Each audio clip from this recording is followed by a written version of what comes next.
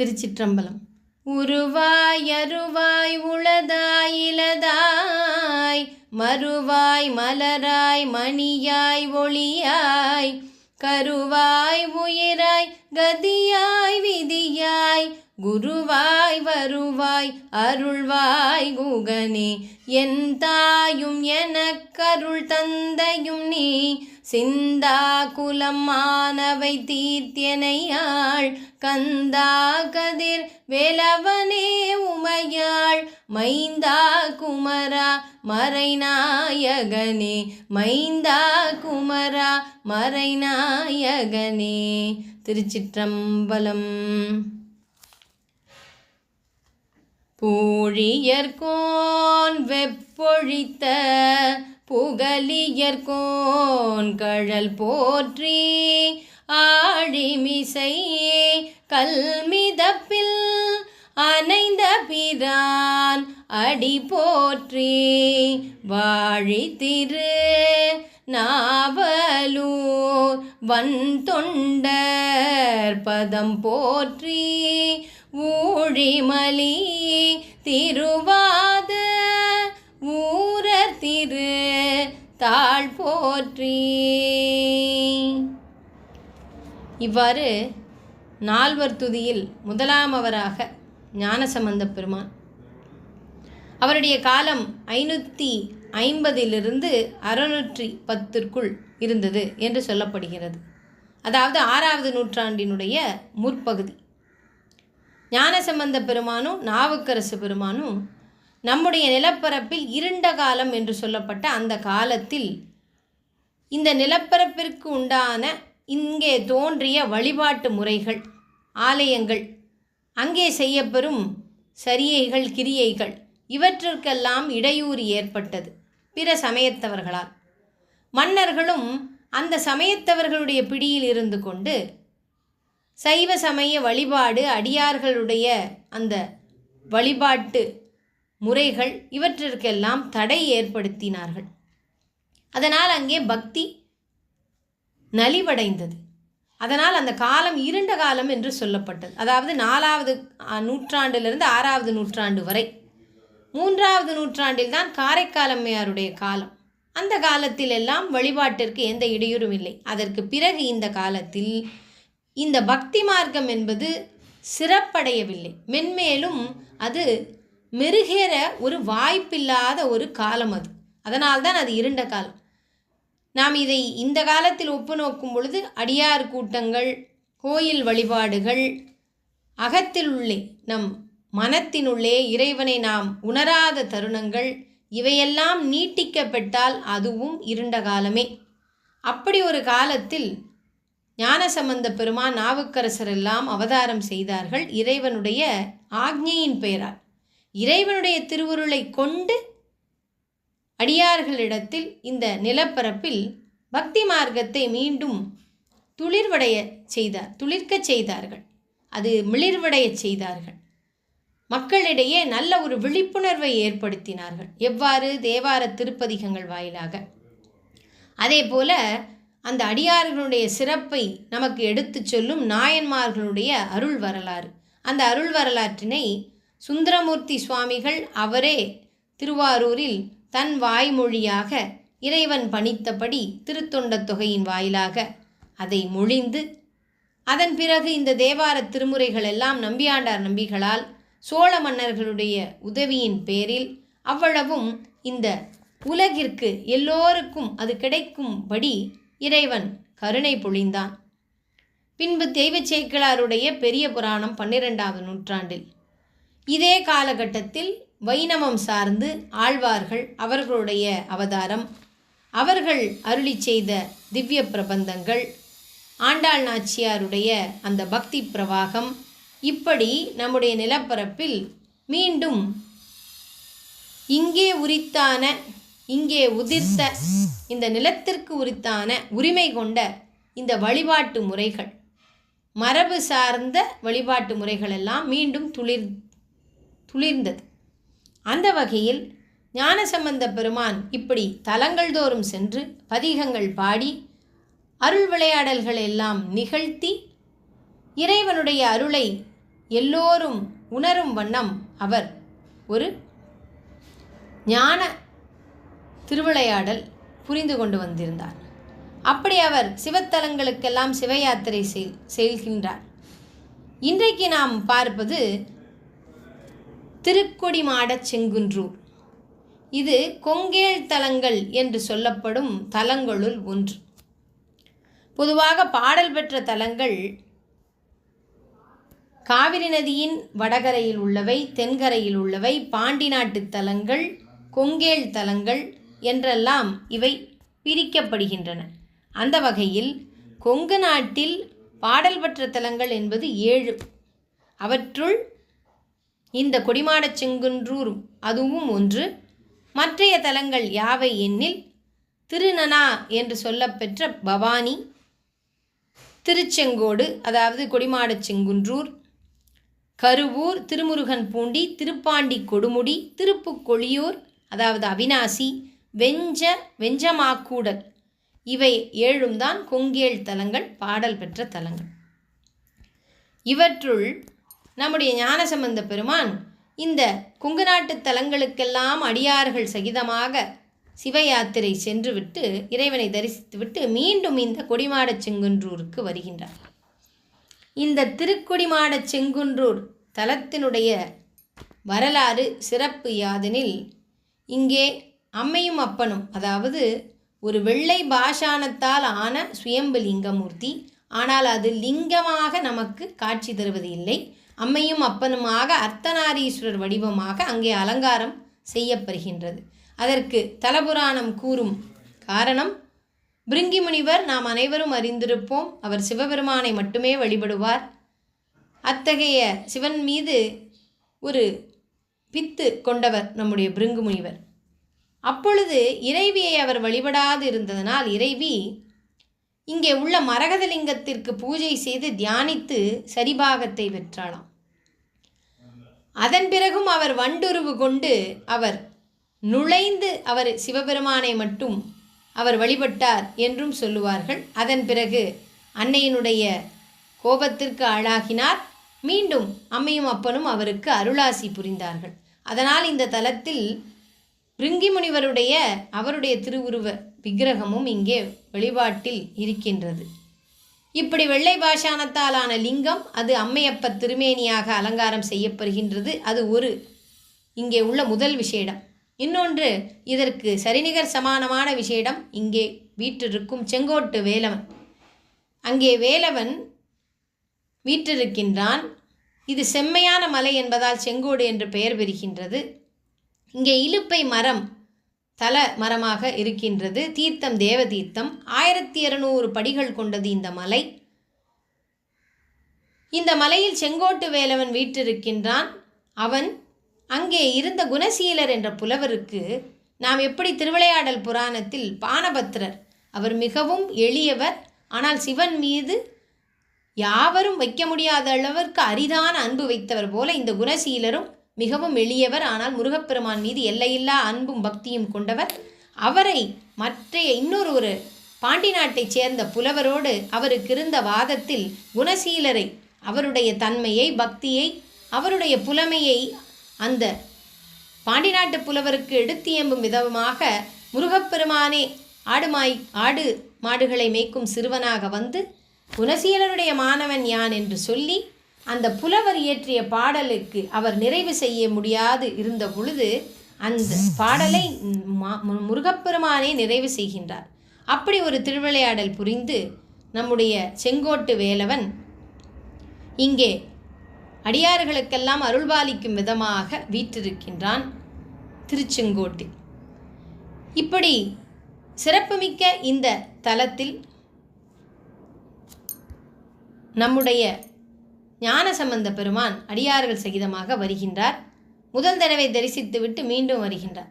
அப்படி வரும்பொழுது அங்கே அடியார்களுக்கெல்லாம் சுரப்பினி அவர்களை ஆண்டு கொள்கின்றது. கொங்கு நாடு என்பதே மிகுந்த குளிர்ந்த ஒரு பிரதேசம் என்பது நமக்கு அனைவரும் தெரிந்தது. அங்கே பனிக்காலமாம். அதனால் சேக்கிழார் எழுதியிருக்கின்றார், சூரிய பகவான் அவருடைய கிரணங்களெல்லாம் விரித்து விட்டார். இருந்தாலும் அந்த கிரணங்களினுடைய ஆற்றல், அந்த வெப்பம், அந்த வெம்மை எங்கும் படர முடியாத அளவுக்கு பனி சூழ்ந்திருந்ததாம். மலர்கள் எல்லாம் அந்த அளவுக்கு விரியவில்லையாம். அப்படி ஒரு பனிக்காலத்தில் அடியார்களுக்கு சுரப்பினி.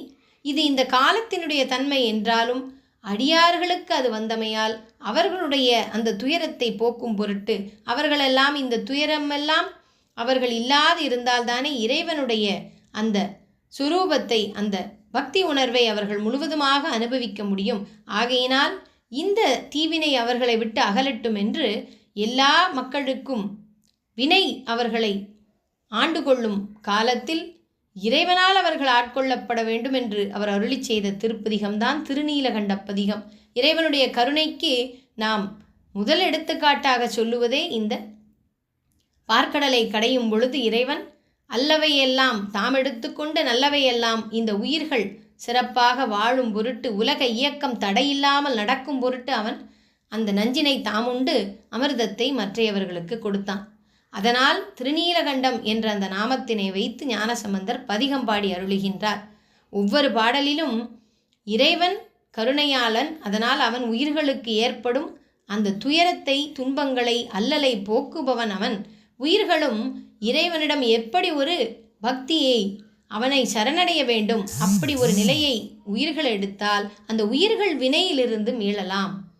இறைவனை சரணடையுங்கள், வினையிலிருந்து மீளுங்கள் என்று ஒவ்வொரு பாடலிலும் அழுத்தம் திருத்தமாக சொல்லுகின்றார் ஞானசம்பந்த பெருமான். ஞானசம்பந்த பெருமான் அருளி செய்த நமச்சிவாய திருப்பதிகங்கள் 3. அதில் முதல் திருப்பதிகம் சென்ற பகுதியில் அதை பற்றி நாம் சிந்தித்தோம்.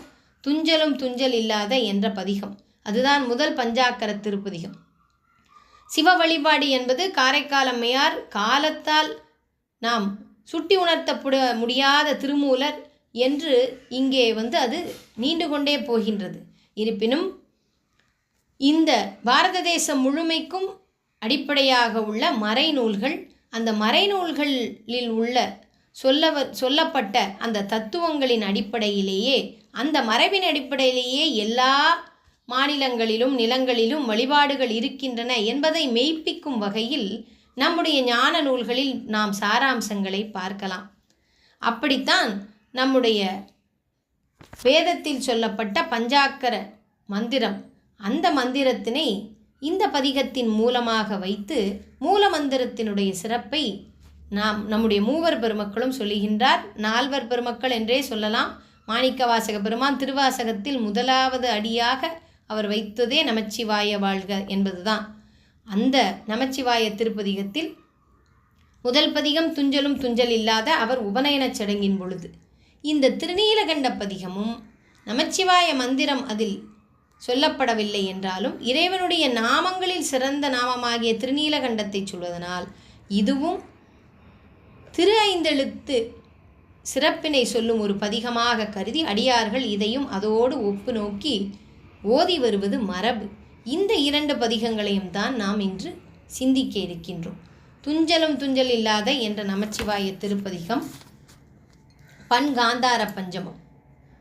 துஞ்சலும் துஞ்சல் இல்லாத போழ்தினும் நெஞ்சகம் நைந்து நினைமின் நாள் தோறும் வஞ்சகம் மற்றடி வாழ்த்த வந்த கூற்று அஞ்ச உதைத்தன அஞ்செழுத்துமே அஞ்ச உதைத்தன அஞ்செழுத்துமே. வஞ்சகம் இல்லாது, அதாவது நெஞ்சகத்தில் இறைவனை மட்டுமே உறங்கும் பொழுதும் விழித்திருக்கும் பொழுதும் என்றைக்குமே விழிப்பு நிலையில் இறைவனுக்கு நாம் அடிமைகள். நாம் எங்கு பிறக்கின்றோம், எதுவாக பிறக்கின்றோம், யாருக்கு பிறக்கின்றோம், எந்த நிலத்தில் பிறக்கின்றோம், எந்த புவனத்தில் பிறக்கின்றோம் என்று கூட தெரியாத உயிர்கள். அதனால் இந்த உயிர்கள் இறைவனாகிய அந்த கர்த்தாவிற்கு, பரம்பொருளுக்கு, பரம்பிரம்மத்திற்கு அடிமை. அவன்தான் நாம் இத்தகைய பிறவி எடுப்பதற்கு அவன்தான் நிமித்த காரணமாக இருக்கின்றான். அவனுடைய நிமித்தத்திலேயே நாம் பிறவி எடுக்கின்றோம். அப்படிப்பட்ட இறைவன் அவன் என்பதனை, அவனுடைய தன்மையை என்றென்றும் உணர்ந்திருக்கும் ஒரு நிலைதான் விழிப்பு நிலை. அந்த நிலையில் உடலானது உறக்கத்தையும் கனவையும் நனவையும் கொண்டிருந்தாலும் ஆன்மா அது என்றைக்குமே விழிப்பு நிலையில் இருப்பதற்குத்தான் நாம் பக்தி செய்கின்றோம், ஞான நூல்களை ஓதுகின்றோம். அப்படிப்பட்ட நிலையில் ஆன்மா இருந்து இந்த உடலை ஒரு கருவியாக கொண்டு வேறு சிந்தனைகள் இல்லாது, அதாவது வேறு சிந்தனைகள் இருக்கும், அந்த சிந்தனையில் திளைத்து விடாது, அதில் நிலை கொள்ளாது இறைவனுடைய திருவடியில் நிலை கொண்டால் கூற்றவன் அவன் வந்து நம்மை எடுத்து செல்லும் பொழுது அவனை தன்னுடைய திருவடிகளால், எந்த திருவடியை நாம் பற்றினால் அந்த திருவடி கூற்றவனை உதைத்து தள்ளும். அதற்கு அஞ்செழுத்து மந்திரத்தை ஓதுங்கள் என்று ஞானசம்பந்த பிள்ளை கூறுகின்றார்.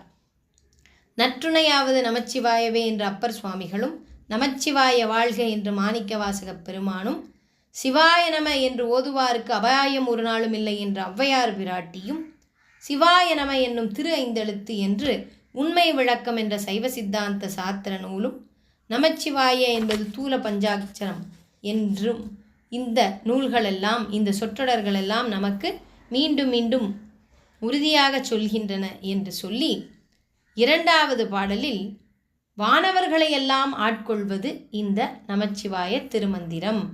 இதனை வேதியர்கள் அந்தியுள் ஓதும் மந்திரம் இந்த அஞ்செழுத்து மந்திரமே என்றும் நிலைநிறுத்தி, ஊனில் உயிர்ப்பையை ஒடுக்கி ஒன்சுடர் ஞான விளக்கினை ஏற்றுங்கள், நன்புலத்து ஏனை வழி திறந்து ஏத்துவார்க்கு இடரான கெடுப்பன அஞ்செழுத்துமே. இடரானது கெடுப்பது அஞ்செழுத்துமே. ஞான விளக்கினை ஏற்றுங்கள். இந்த ஐம்புலன்களையெல்லாம் அதற்கு வழி கொடுங்கள், வழிவிடுங்கள், அதை துறந்து பாருங்கள். அந்த புலன்களையெல்லாம் துறந்து விடுங்கள். ஆனால் துறந்து யாரிடம் ஒடுங்க வேண்டும்? இறைவனுடைய சிந்தையில், அவனை பற்றிய சிந்தனை துளிகளில் அதனை ஒடுக்குங்கள் என்று சொல்லுகின்றார் நம்முடைய ஞானசம்பந்தர் பெருமான். பரிபக்குவ நிலையை அடைய விரும்பும் ஆன்மா ஓத வேண்டுவது நமச்சிவாய திருமந்திரம்.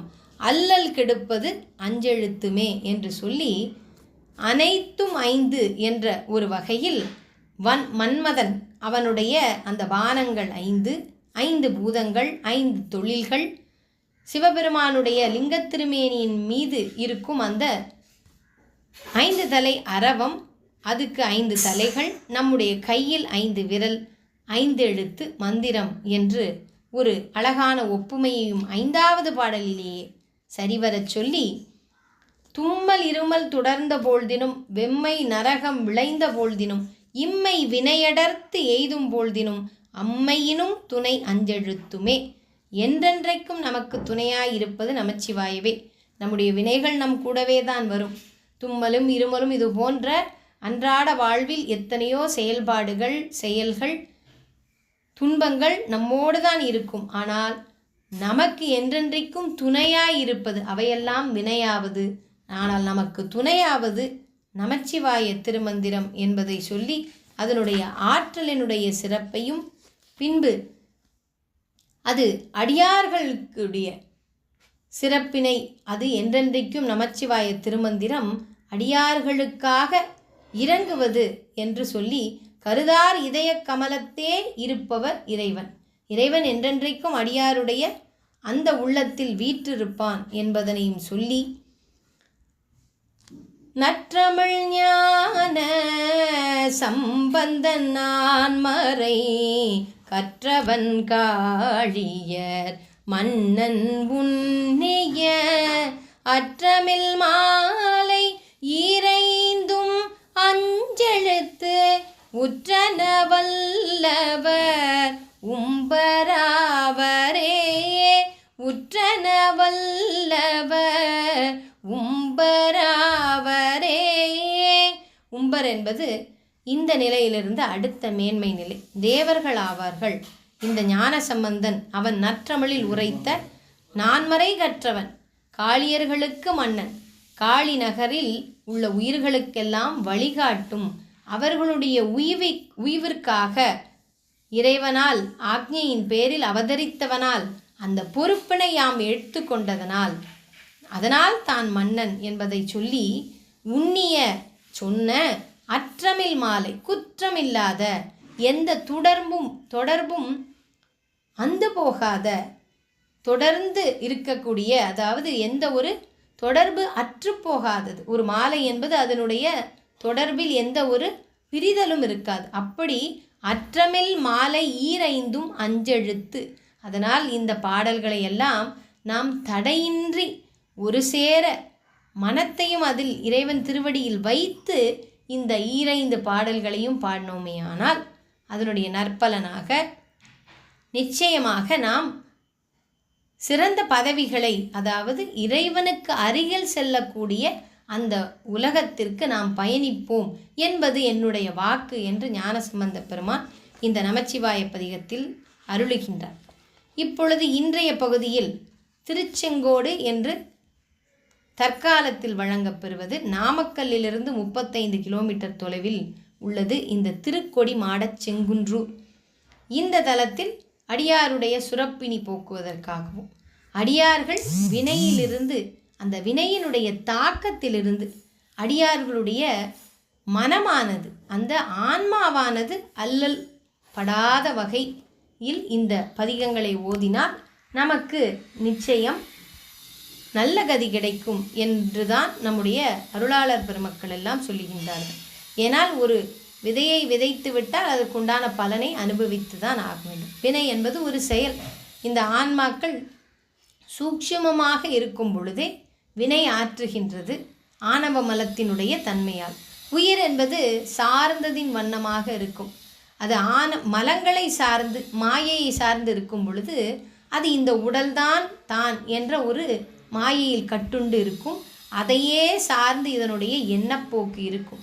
அதே சமயத்தில் அத்தகைய அந்த வலிவுடைய அந்த ஆணவ மலத்தினை ஒடுக்கக்கூடியவன் அது இல்லாதவனாகத்தான் இருக்கும். அத்தகைய அந்த தீர்வை வைத்திருக்கும் வைத்தியன் நம்முடைய இறைவன் பரம்பொருள். ஆக அந்த பரம்பொருளினுடைய அவனுடைய பேராற்றலினால் இந்த மலங்கள் ஒடுக்கப்பட்டால் உயிர் அவனுடைய தன்மையை உணரும் ஒரு பக்குவ நிலையை அடையும். அப்படி அந்த பக்குவ நிலையை அடைந்த ஆன்மா யாரை சார்ந்திருக்கும்? சிவத்தை சார்ந்திருக்கும், பரம்பொருளை சார்ந்திருக்கும். அப்படி சாரும் பொழுது அது அதனுடைய சார்ந்ததின் வண்ணமாக இருப்பதனால், சிவத்திற்கு மலம் இல்லாததனால் அந்த நிலையில் உயிருக்கு மலம் இருக்காது. அப்படி ஒரு மேன்மை நிலையை இந்த உயிர்களெல்லாம் அடைய வேண்டும் என்பதற்காகத்தான் எத்தனையோ அருளாளர் பெருமக்களும் குருமகான்களும் தொன்றுதட்டு அவதாரம் செய்து நமக்கு ஞான நூல்களின் வாயிலாக பல்வேறு ஞான தத்துவங்களை அருளிக்கொண்டிருக்கின்றார்கள். அந்த வகையில் ஞானசம்பந்த பெருமான் இந்த வினைகள் எல்லாம் அடியார்களை அண்டாது. அவர்களுடைய உயிர் பக்குவ நிலை பெற்றுவிட்டால் அவர்கள் வினையினுடைய தாக்கத்திலிருந்து அவர்கள் மீண்டு விடுவார்கள். அதனை இறைவனே அவர்களுக்கு அந்த ஒரு நல்ல நிலையை கொடுப்பான். ஆனால் அதற்கு அடியார்களே, நீங்கள் அந்த வினையை நாம் ஏற்கனவே ஆற்றி இருக்கணும், அதற்குடைய பலனாக இவ்வினை நமக்கு கிடைத்தது என்று இருந்து விடாதீர்கள். அது அடியாருக்கு மட்டும் ஊனமல்ல, பெரும் கருணையாளன் என்று யாரை சொல்லுகின்றோமோ, அன்பே வடிவமாக இருக்கும் சிவத்தை சொல்லுகின்றோமே, அவனுடைய அன்புக்கும் அது ஒரு இழுக்கல்லவா. அதனால் அவனிடம் கேளுங்கள், மன்றாடுங்கள். நாம் யான் எனது என்ற அகங்காரத்தை விட்டுவிட்டால் நாம் இறைவன் மேல் நம்பிக்கை வைப்போம் அல்லவா. நாம் என்றைக்குமே தீர்வுகளை நாமே தேடுகின்றோம். தீர்வுகளுக்கு நாம் முயற்சி தான் செய்ய வேண்டுமே ஒழிய அந்த தீர்வினை கொடுப்பவன் இறைவன். ஆக அதனில் நாம் என்றைக்கு பற்று வைக்கின்றோமோ அப்பொழுது நம்மேல் நமக்கு இருக்கும் பற்று தானாக விலகிவிடும். அப்படி ஒரு தன்மைக்கு நீங்களும் வாருங்கள். இறைவனும் உங்களுக்காக இறங்கி வருவான், உங்களுக்கு கருணை செய்வான் என்று சொல்லி நமக்கு அதுக்கு ஒரு தீர்வாக இந்த பதிகத்தை சொல்லியிருக்கின்றார். திருநீலகண்ட பதிகம், வினை தீர்க்கும் பதிகம் இன்று இது அருளப்பெறுகின்றது. பண் வியாழக்குறிஞ்சியில் அமையப்பெற்ற திருநீலகண்ட பதிகம். அவ்வினைக்கு யுவினையாம் என்று சொல்லும் அஃதறிவீர், உய்வினை நாடாது இருப்பதும் உன் தமக்கு ஊனமன்றே. கைவினை செய்து எம் பிரான் கழல் போற்றுதும் நாமடியோம், செய்வினை வந்தமை தீண்ட பெறாதிரு நீலகண்டம். செய்வினை வந்தமை தீண்ட பெறாதிரு நீலகண்டம். இந்த பதிகத்தினுடைய இரண்டாவது பாடலில் சரியை மார்க்கத்தினுடைய சிறப்பை சொல்லுகின்றார். காவினை இட்டு குளம்பல தொட்டும் கனிமனத்தால் மலர்ச்சோலைகளை அமையுங்கள், குளங்களை வெட்டுங்கள், தூர்வாருங்கள், இறைவனுக்கு நந்தவனம் அமைத்து பராமரித்து பூக்களை மலர்களை கொய்து அதை மாலைகளாக தொடுத்து இறைவனுக்கு சாத்துங்கள். அப்படி சாற்றி அவனுடைய மலர் போன்ற அந்த திருவடிகளை மலர்களை சாற்றி தொழுங்கள். இதனை மறவாது மறக்காது செய்யுங்கள். அப்படி போற்றுங்கள் அவனுடைய திருவடியை. அப்படி செய்தால் தீவினை நம்மை தீண்டாது, தீயணைய துன்பமும் தராது, திருநீலகண்டமே நமக்கு துணையாயிருக்கும் என்று சொல்லி, இறைவன் ஆற்றல் உடையவன், நம்மை காப்பவன். அவன் எதை கையில் ஏந்தி இருக்கின்றான்? குற்றங்களை களைவதற்கு மழுவும் நமக்கு சக்தியை கொடுப்பதற்கு மூவிலை சூலமும் ஏந்தி இருக்கின்றான். அத்தகைய மழுவையும் சூலத்தையும் தன் திருக்கரத்தில் உடையவன் இறைவன். இலைத்தலை சூலமும் தண்டு மழுவும் இவை உடையீர், சிலைத்தெமை தீவினை தீண்டப்பெறா திருநீலகண்டம்.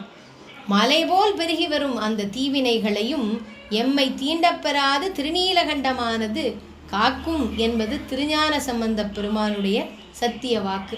அந்த குருவினுடைய திருவடிகளில் நம்முடைய சிந்தையை வைத்து இறைவனை நம் நெஞ்சத்தில் சுமந்து நம்முடைய வாக்கில் இந்த தேவார திருப்பதிகங்களை நாம் தொடர்ந்து பாடி வந்தோமே ஆனால் ஆன்மாவினை வினையானது நிச்சயம் அண்டாது.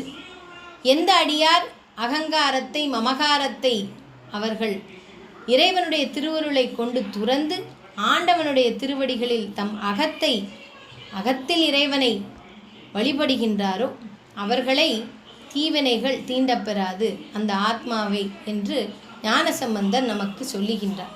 விண்ணுலகு ஆள்கின்ற விச்சாதரர்களும் வேதியர்களும் புண்ணியர் என்றிரு போதும் தொழப்படும் புண்ணியர்களே, புண்ணியர் என்று மூவேளைகளிலும் வணங்கப்படுகின்ற புண்ணியனே.